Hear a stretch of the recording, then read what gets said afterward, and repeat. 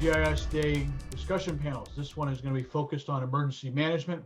With me, I have individuals throughout Texas that work for emergency management or work with emergency management in the GIS field. And so we're going to go around and introduce ourselves. Just to begin with, my name is Nick Humphrey. I'm a GIS analyst with Montgomery County, which is located just north of Harris County in Houston.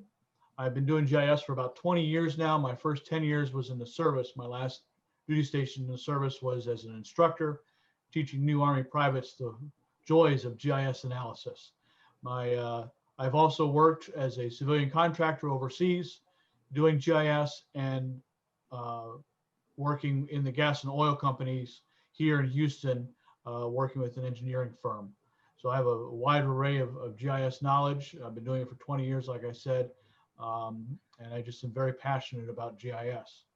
So now we're going to turn it over, and I'll begin with Jared. Jared, if you would please introduce yourself to the audience. My name is Jared Granberry. I'm with City of Houston Office of Emergency Management. I have been doing GIS about 10 years. The first 3 to 4 years were in oil and gas. I was writing tactical plans and creating maps, as well as responding to oil and gas emergencies and mapping and doing data for that. I spent the last 5 years being the senior GIS analyst for the Office of Emergency Management. And now I'm the regional evacuation planner, but I still use GIS extensively for various evacuation plans. Wonderful. Thank you. Trevor. Hello, my name's Trevor Surface. I just graduated from A&M last year, and I work for the city of Sugar Land as a GIS analyst, just south of Houston. I've been doing GIS about 5 to 6 years. I got my start in high school, so I kind of knew what I wanted to do. And then I ended up interning, working for a few places during college. And then I ended up at the city where, for the past, since I've been here, we've had, COVID and the hurricane. So it's been very emergency management heavy. Absolutely. Mike, please introduce yourself. I am Mike Ouimet. I'm Unit Chief for Operations Technology for the headquarters group at the Texas Division of Emergency Management. I've been involved with GIS for a long time. I'm essentially on my third career now. My first career, I was a city planner for the city of Austin through a number of different positions, utilizing GIS in those positions. Then I went on, my second career was as a transportation planner, and again, using GIS for that. And then in between that, I was also a consultant for a few years, supporting the Department of Homeland Security at the federal level. And actually, I skipped over one long gig, and that was at the state of Texas as state GIS coordinator for over 12 years. And then I did the gig as the consultant for Department of Homeland Security. Now I'm back at the state, and so I'm my full-time job is emergency management, GIS, and utilizing crisis information management systems in conjunction with GIS. Wonderful. Ashley, please introduce yourself. Hi, everyone. I'm Ashley Schutt, a GIS specialist for Harris County Homeland Security and Emergency Management. I've been here for about 3 years now. I graduated from Stephen F. Austin State University in 2017, and then joined here 3 days later after graduation. So my first week in emergency management was during Hurricane Harvey. So I've had a lot of experience in these past 3 years here, but that's pretty much it for me. Wonderful. So now I'll start asking some questions, and we'll have sort of a discussion here. Jared, starting with you, you've been with Harris County or Houston for about 10 years. You said, I think one of the biggest things that we've had around here in that time has been Harvey, obviously. What are some products and some things that you did during Harvey that was associated with GIS?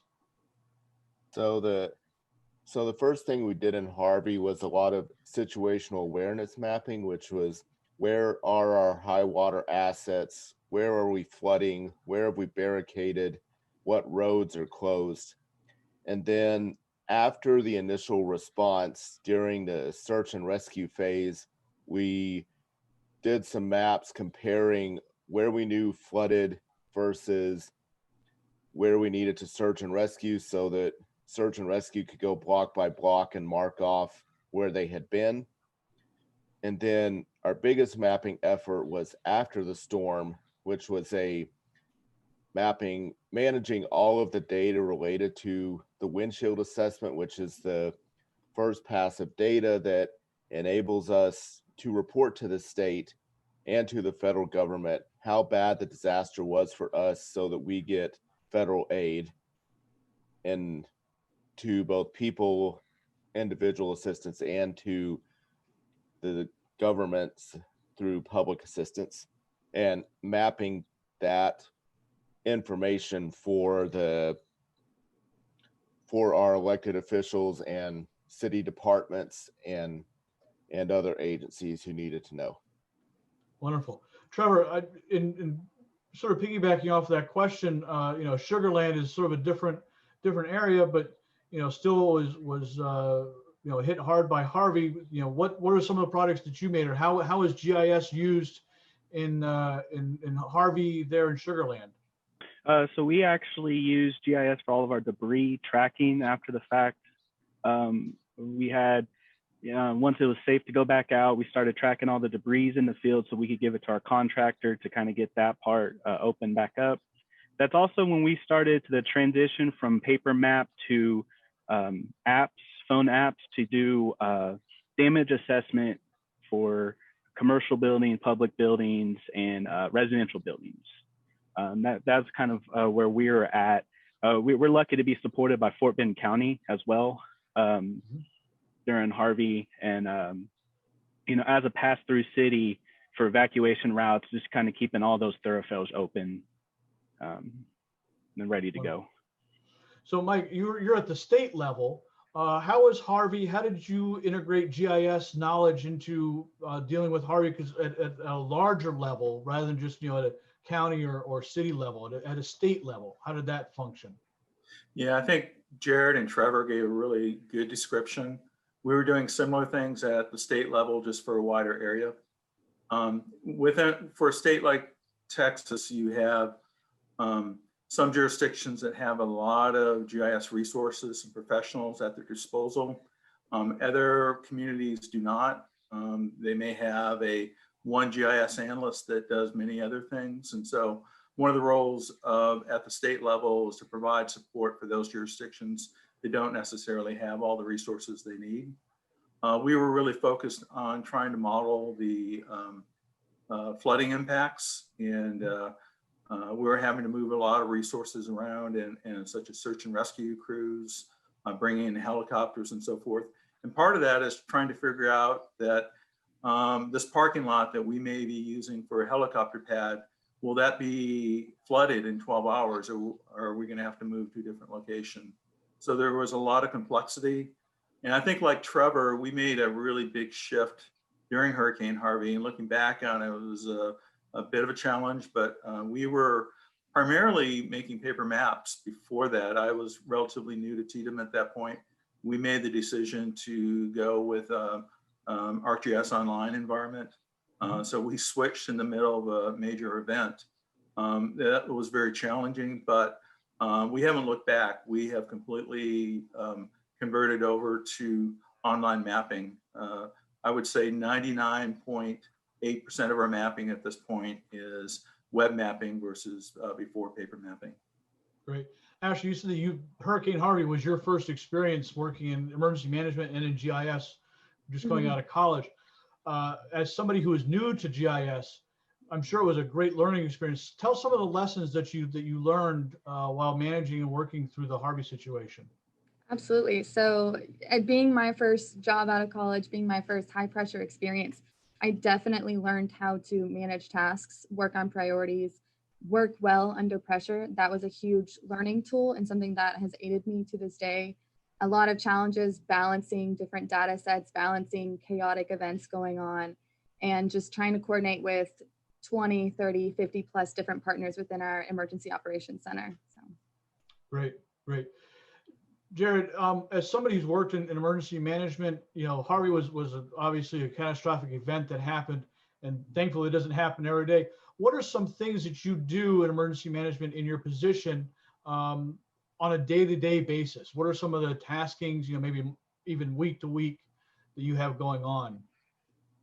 So on a larger level, my job is to be a strategic GIS advocate, essentially. It is to do gap analysis. What do we need GIS to do? And then propose solutions and guide that process. Because when I first started here, we were collecting our windshield data, assessment data on a paper form.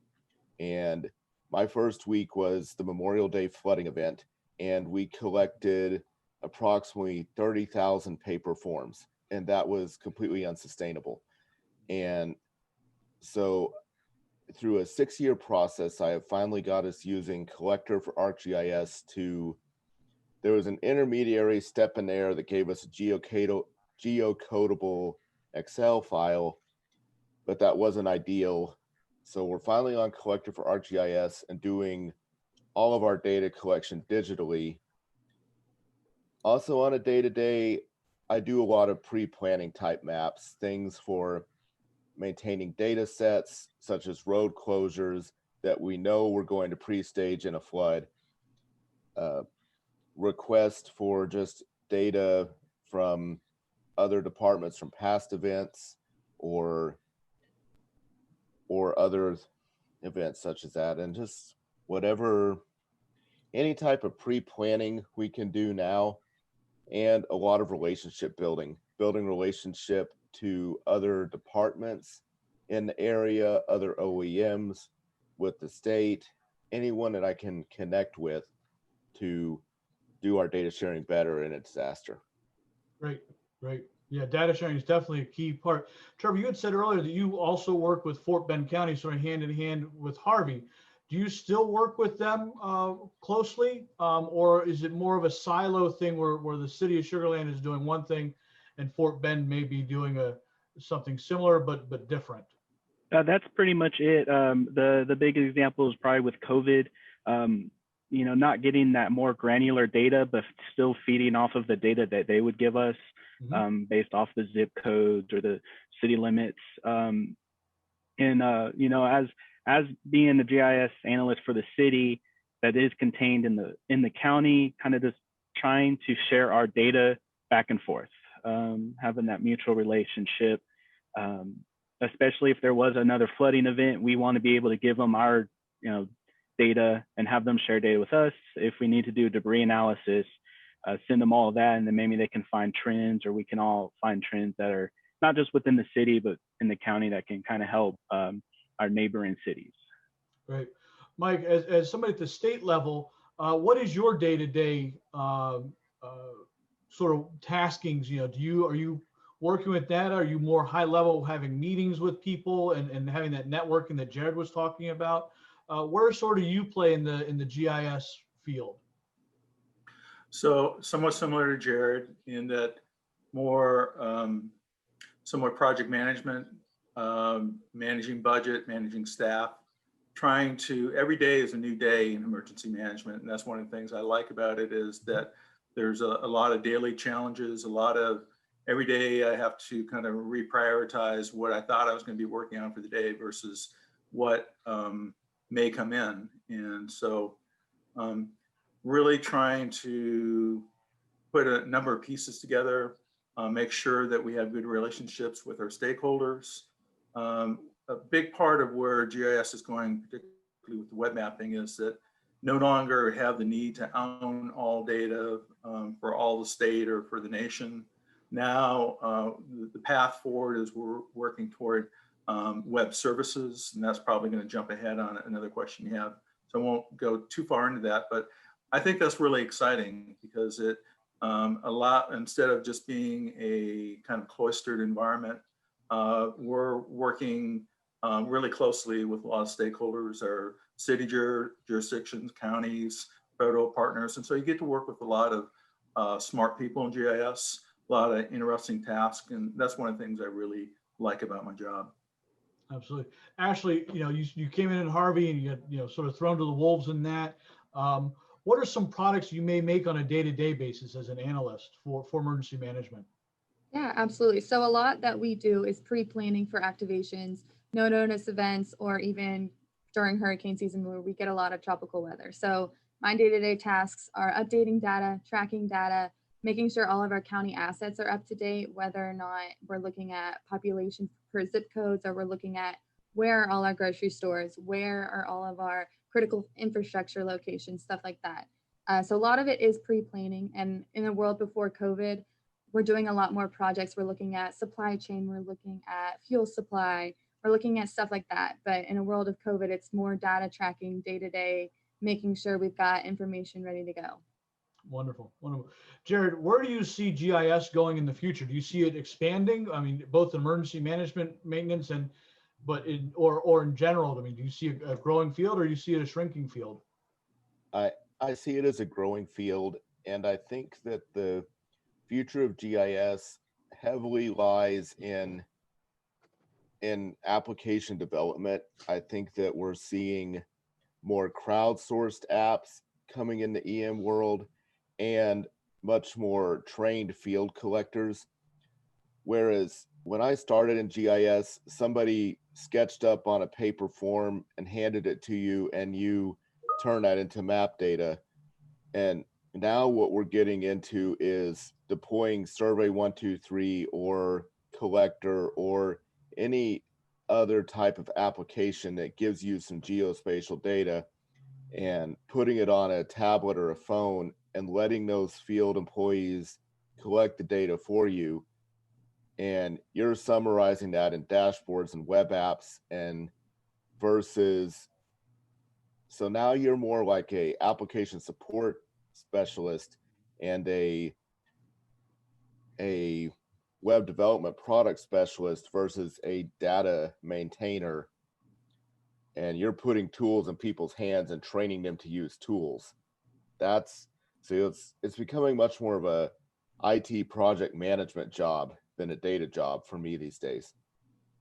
Wonderful. Mike, I think that you're gonna feed into that question with your last answer. You know, where do you see GIS going here in the next 20, 30, even 10 years from now? I definitely agree it's an expanding field with a lot of opportunities particularly for young people that may be listening. We're seeing one of the big pushes we have a separate system called a crisis management information system. And that is a tool that we use for our different emergency support functions to enter status information about an incident. Now we're integrating that system in with our GIS. And so what used to be essentially like a spreadsheet type form is now being map enabled. And so I see GIS kind of going away from being a silo technology to an integrated technology with many different types of technology connecting to it. And so again, I'll agree with Jared, particularly on the mobile side. That's another part of the emphasis that we have, is really creating map specific mobile apps that just the realization that the majority of people now have a cell phone, both at the public level and at the government level. And so we're making mobile specific apps for particular applications versus trying to, before, I think at the initial, when mobile initially rolled out, it was to try to put everything onto one mobile app. And now we're making very specific targeted apps. Yeah, definitely. Trevor, as somebody who's new to the field or relatively new, you said you started in high school and then you went to, was it A&M? What type of path is somebody, these high school kids, what type of path would you suggest that they follow to get into GIS? There's a lot of different paths. It's kind of geared towards your interest, really. I took the more geography theory route, but I definitely would recommend anybody interested in GIS is take as many coding classes as you can early. That's kind of where the future GIS is going, is that sense of automation, as well as to what the project management side that I think Jared and Mike covered. But starting out young, and you don't even have to go, making the best maps in the world right now. It's just trying to get that experience doing the mobile maps. everybody's used GIS. Everybody uses Google Maps. Everybody uses Uber. So kind of starting to recognize where that is now gives you a good sense for the future. And then especially looking at some of the products that our state puts out at TDEM or even Harris County in the city of Houston as well. Great. Ashley, sort of the same question, you know, how did you get into GIS? What made you decide that, hey, I want to do this? And then sort of what path did you take, and you know, what type of classes did you take in college? Yeah, absolutely. So I studied environmental science. GIS was not the path that I originally intended to be on. It was more of a chance that was presented to me. That's how I came to be. I took 2 classes in college.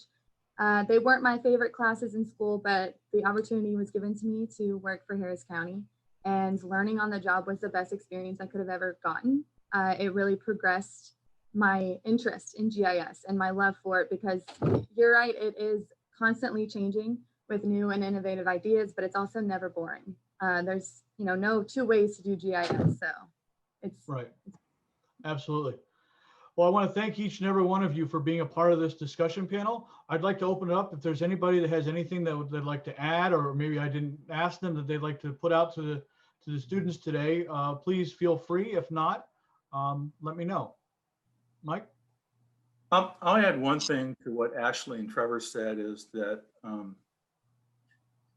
when I first got into GIS, there was a lot less people involved in it. Now, there's absolutely great opportunities in GIS, but there's also a lot more competition as far as for positions. And so I think one of the really great differentiators is to get an internship or multiple internships. And I think Ashley kind of alluded to that as far as experience. When I was an undergraduate, I did 3 different internships, and I think those internships helped differentiate me as far as getting my first job. So I would plant that seed with any students that are listening to this, that internships, real world experience is very important. Absolutely. Absolutely. Well, I want to thank you all again for being a part of this discussion panel. I want to thank you for watching. I hope you all have a great day.